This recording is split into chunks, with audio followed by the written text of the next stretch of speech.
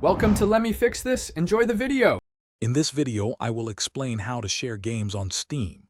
Steam Family Sharing lets you share your game library with friends and family. It's a fantastic way for others to enjoy your games without buying them again. You can authorize up to 5 different accounts and 10 different computers to access your shared library. This feature is perfect for households with multiple gamers or for sharing with close friends. Let's dive into the simple steps to set this up. The first step is to authorize the computer where the games will be played.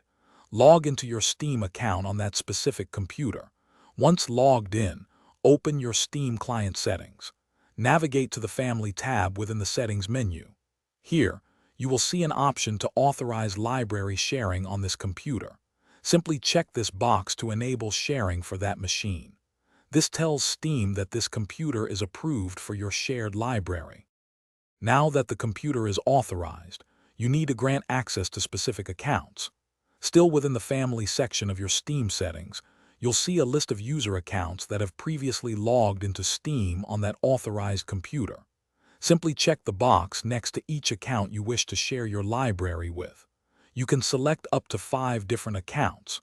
Once selected, these accounts will be able to access and play your shared games on any authorized computer. It's important to understand a few limitations of Steam Family Sharing. Only one person can access a shared library at any given moment. If the owner starts playing a game, the borrower will receive a 5-minute warning to either purchase the game or exit. Also, not every game is eligible for sharing. Some titles, especially those requiring third-party keys, may be excluded.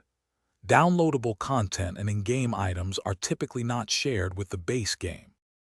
Thanks for watching. If you found this helpful, don't forget to like and subscribe.